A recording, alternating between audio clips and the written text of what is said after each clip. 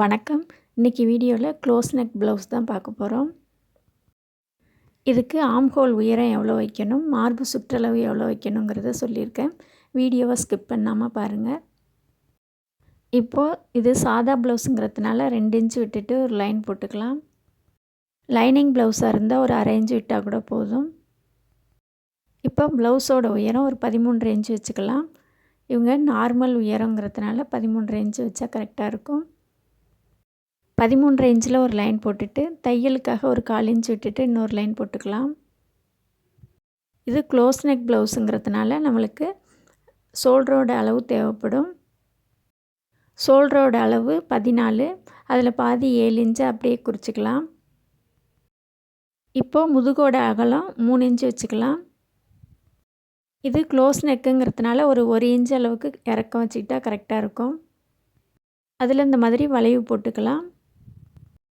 இப்போது ப்ளவுஸோட மார்பு சுற்றளவு 34, 34ல் பாதி 17, 17 கூட 2 இன்ச்சு சேர்த்தா 19, 19ல் பாதி 9.5 இன்ச்சு. நம்ம லைனிங் ப்ளவுஸுக்கு தான் 2 இன்ச்சு கூட்டுவோம், சாதா ப்ளவுஸுக்கு 1.5 இன்ச்சு தான் கூட்டுவோம். இது க்ளோஸ் நெக்குங்கிறதுனால 2 இன்ச்சு கூட்டியிருக்கோம். அப்போ தான் ப்ளவுஸ் இறுக்கம் இல்லாமல் கரெக்டாக இருக்கும். ப்ளவுஸோட மார்பு சுற்றளவு இந்த மாதிரி ஈஸியாக டேப்லேயே டக்குன்னு பார்த்துக்கலாம்.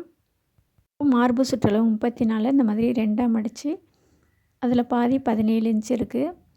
17 கூட 2 இன்ச்சு சேர்த்தா 19, 19ல் பாதி 9.5 இன்ச்சு. அந்த 9.5 இன்ச்சு அந்த இடத்துல குறிச்சிக்கலாம்.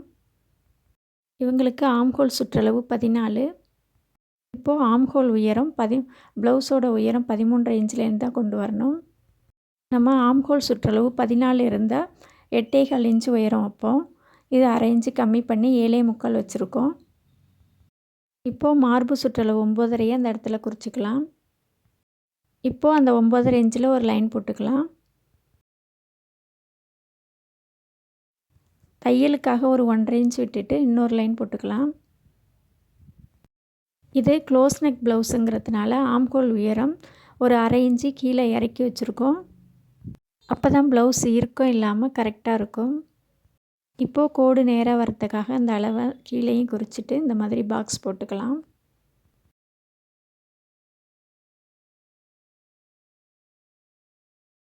இப்போது ஒரு 1.25 இன்ச்சில் ஒரு டாட் வச்சுட்டு அந்த டாட்டை அப்படியே இணைச்சி விட்டுடலாம். இப்போது பேக் சைடு முடிஞ்சிடுச்சு, கட் பண்ணிக்கலாம். முதுகு இறக்கம் 1 இன்ச்சு வச்சுருக்கோம்ல, அதில் தையலுக்காக ஒரு 1/4 இன்ச்சு உள்ளடக்கி வெட்டிக்கலாம். க்ளோஸ் நெக் ப்ளவுஸ் முடிஞ்சதும் அடுத்தது சுடிதார் எப்படி ஈஸியான முறையில் அளவெடுத்து வெட்டலாங்கிறத பார்க்க போகிறோம்.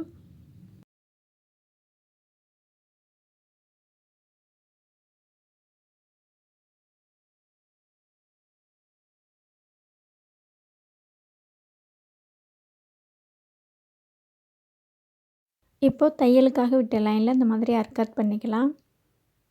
மேல் பக்கமும் இந்த மாதிரி அர்காட் பண்ணிக்கலாம். உங்களுக்கு இந்த வீடியோ பிடிச்சிருக்குன்னு நம்புகிறேன். வீடியோ பிடிச்சிருந்தா வீடியோஸை லைக் பண்ணுங்கள், ஷேர் பண்ணுங்கள், சப்ஸ்கிரைப் பண்ணுங்கள், ஃப்ரெண்ட்ஸ் கூட ஷேர் பண்ணிக்கோங்க. நன்றி.